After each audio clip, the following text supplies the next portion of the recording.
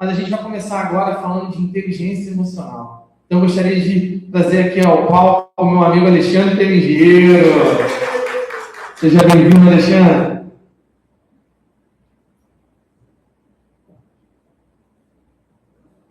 Bom dia a todos. Bom dia. Deixa eu trocar ali a apresentação e a gente começa.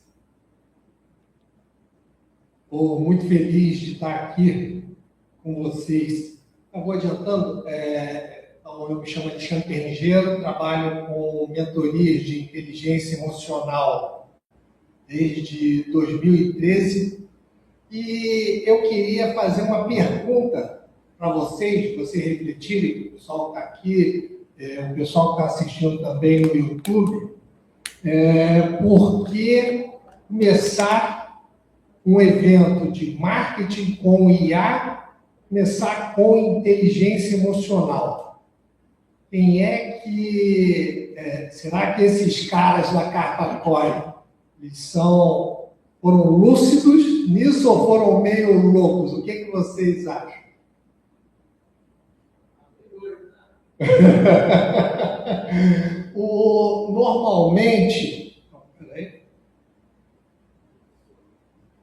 Normalmente as pessoas só se focam na parte técnica do conhecimento e não prestam atenção ao emocional. Você vem aprender a ferramenta, mas a ferramenta é um conhecimento, uma faca. Você pode usar, você adquire habilidade. Agora, como está a sua mente e o seu coração em relação ao uso dessa ferramenta? A maior parte das pessoas adquire o conhecimento e por alguma razão, normalmente emocional, não coloca em prática aquele conhecimento.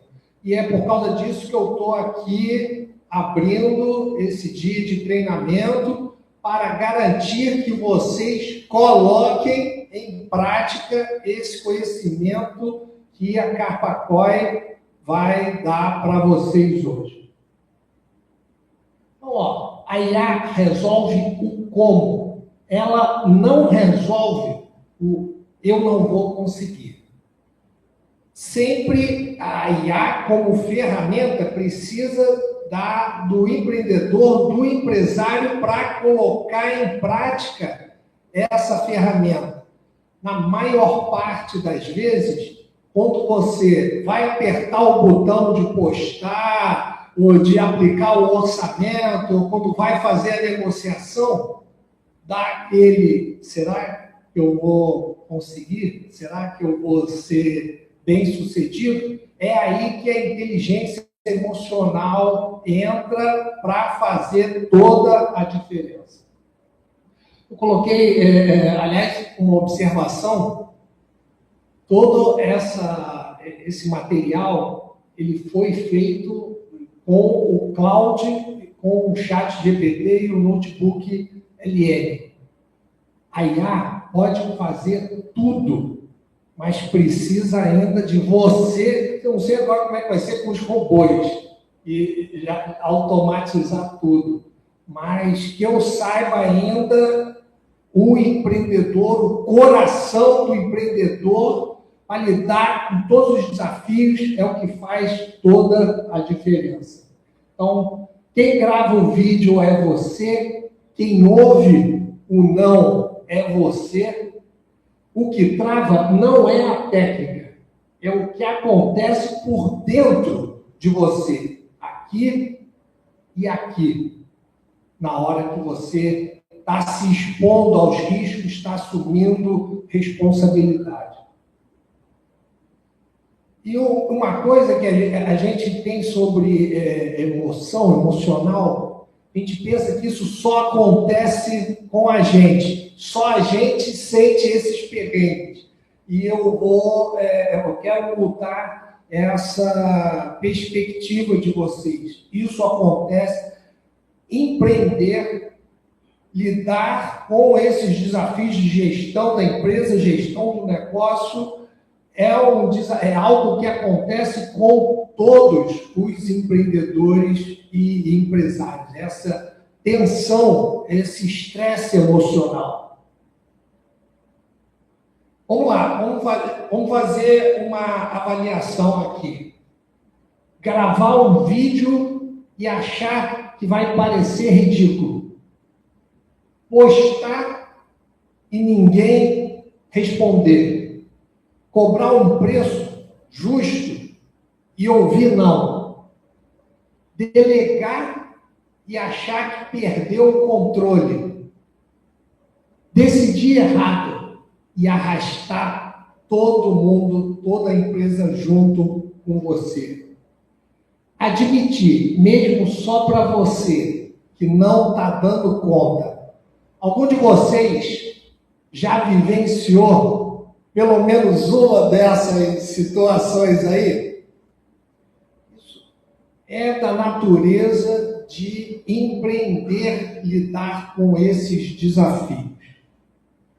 E aí que vem a grande sabedoria da Carpacói. Nenhum desses problemas é de estratégia. Todos eles são problemas, desafios emocionais.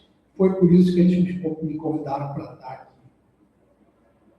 Vamos olhar alguns números para vocês perceberem isso, tomarem consciência. Isso são pesquisas feitas com milhares de empreendedores e empresários.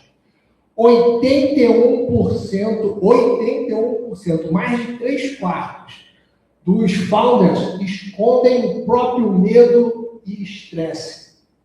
Mais da metade esconde até do próprio sócio. O sócio, aquele teu parceiro que está tocando a empresa junto com você, você não se sente confortável de compartilhar com ele as suas inseguranças. Mais da metade não compartilha com o próprio sócio. No Brasil, 54% acham que falar de saúde mental ainda é tabu.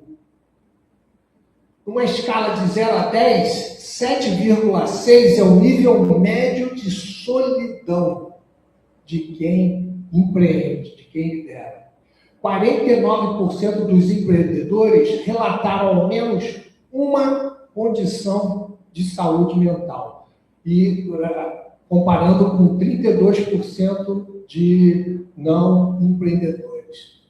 Pessoal, isso é para dizer, vocês, empreendedores, empresários, são fera, e vocês matam o leão um dia após o outro. E precisa de muita resiliência emocional para lidar com esses desafios do dia a dia. Empreender não existe. Se alguém tem uma ideia de que empreender é assim, a coisa fácil, só expor seu produto que todo mundo vai vir e comprar, é matar um leão por dia. E é importante você reconhecer como você lida com o seu emocional. Quais são os maiores estressores de um negócio, na opinião de vocês? Vamos compartilhar. Quem estiver ouvindo, escreve lá no chat. Aqui, vamos contribuir. O que mais estressa um negócio? 75% de uma pesquisa feita informaram que é fluxo de caixa. O que mais estressa um negócio. Essa é um assunto que depois o nosso fera Vini Santana vai falar sobre isso, mas eu quero abordar do lado do emocional. Tem um medo que quase ninguém reconhece. Que medo vocês acham que seja esse? Medo de fracassar. No caso de um empreendedor, um empresário, medo da falência. Dito claramente isso.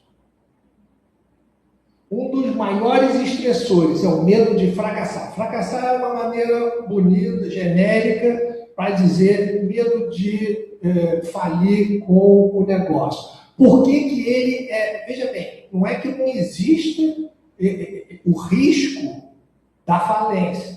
Então é que, acho que a estatística era 90% dos negócios fecham antes de menos de 5 anos. Então é um risco que está muito presente. Mas o que eu quero trazer aqui é o medo. Você sentir medo te protege, diminui a probabilidade de você fracassar no seu negócio?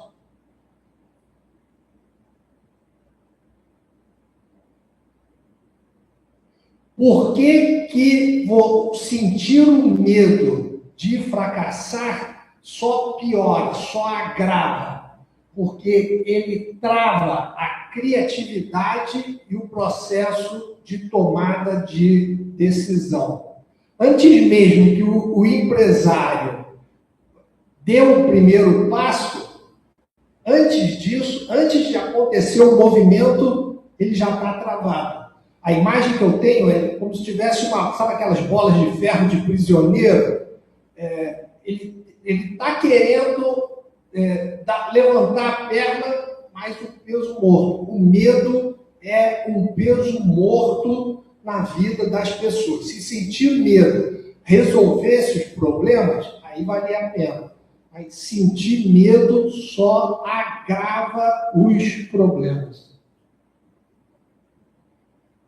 Vamos fazer uma avaliação aqui, e é uma avaliação subjetiva.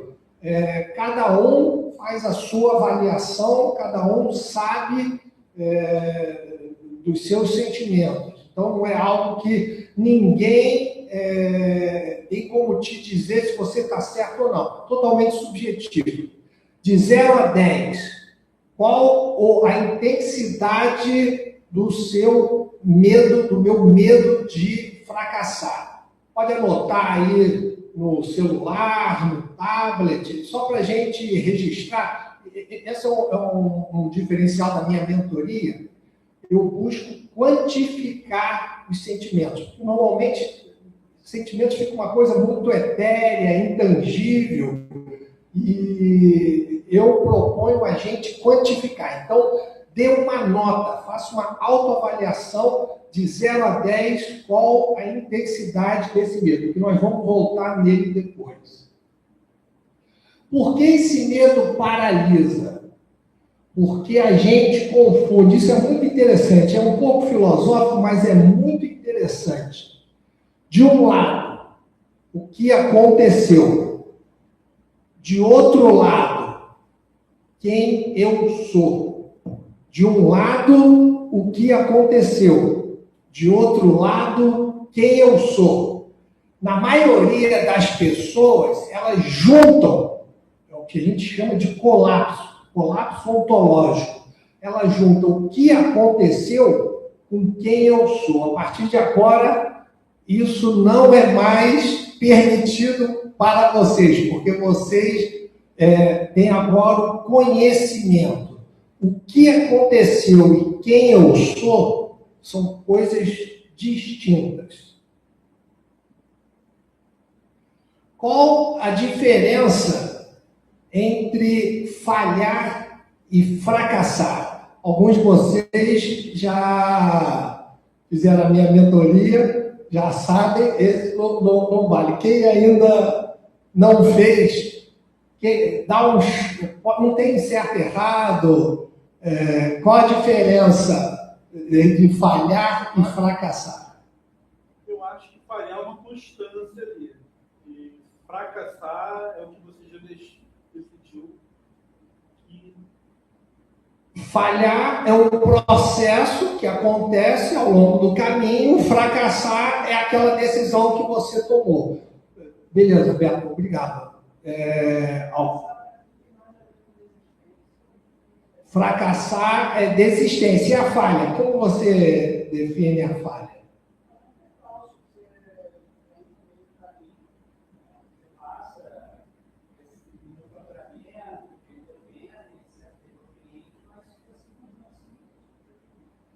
Eu vou colocar uma coisa aqui, especialmente o fracassar, é o que eu não penso isso não, mas eu botei aqui o que a maioria pensa, é o que causa o medo das pessoas.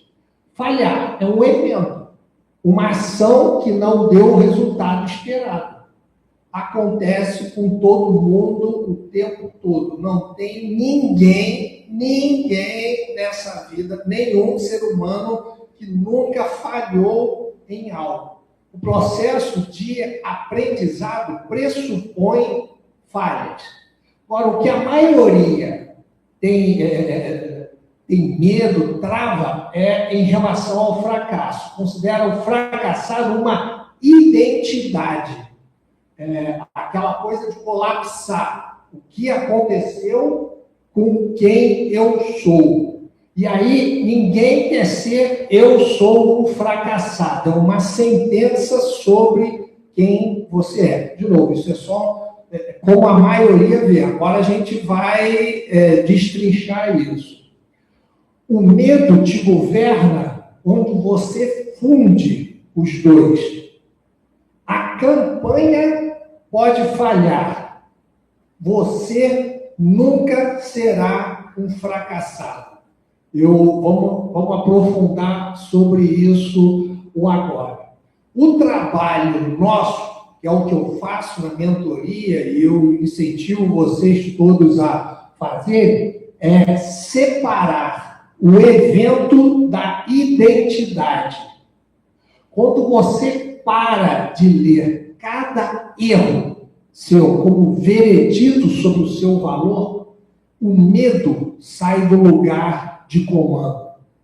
Ele não desaparece, ele deixa de mandar em você. Você age mesmo com medo. E o que muda quando o medo sai do comando? Você publica sem estar perfeito, você decide sem precisar de garantia, você se expõe. E essa exposição vira experiência, não ameaça.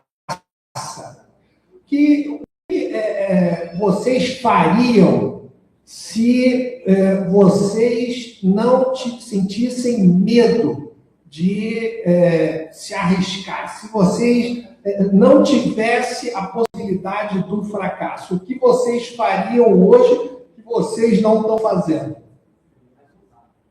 Ousadia. Então, esse é um ponto para vocês trabalharem, começar a observar as situações em que esse medo trava você. Você tem a ousadia dentro de você e tem o medo.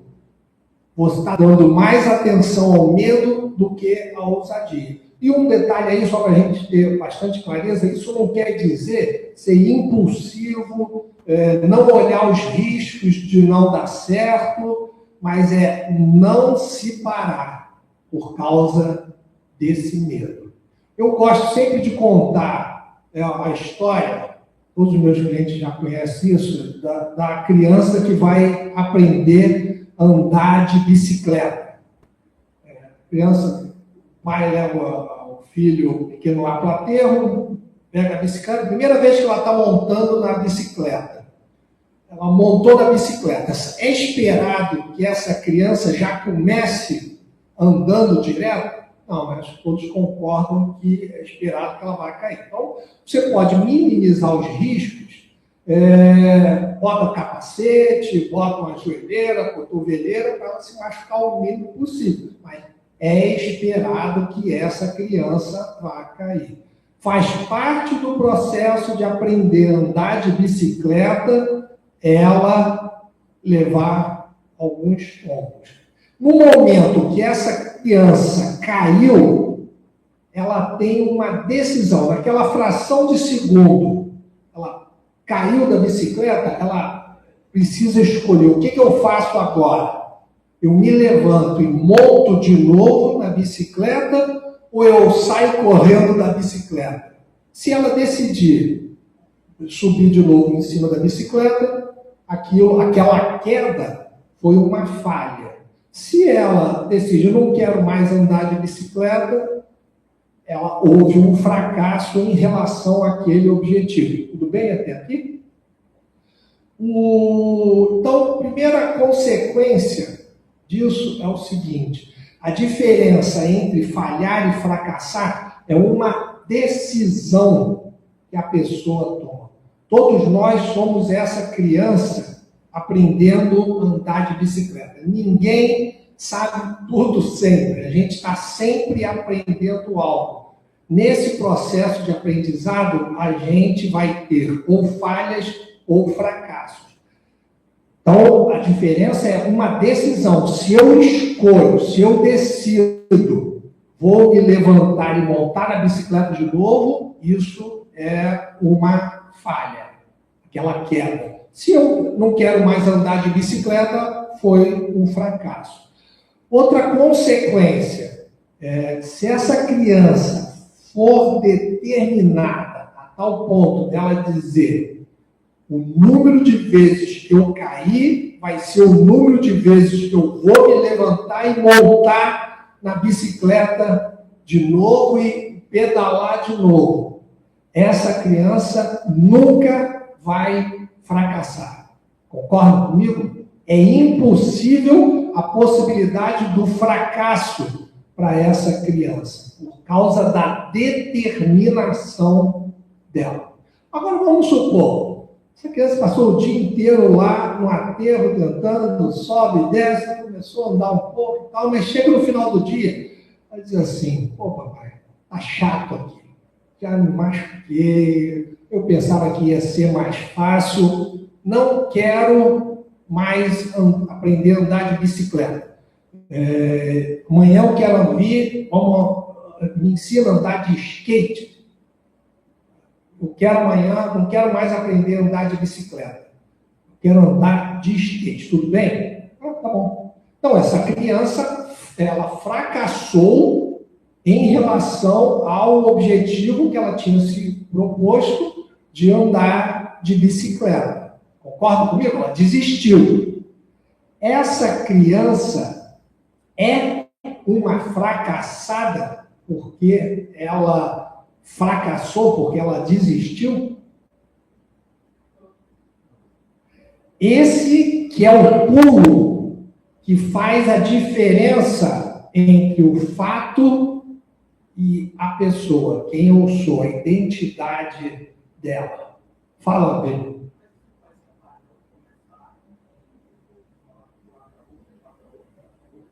Ainda que você está trazendo um outro aspecto, questão de padrões que acontecem. Não estou dizendo que não há padrões na vida. Tem gente que pode ter um padrão de repetir determinadas coisas, por exemplo, não perseverar, só começar, não termina, existem padrões.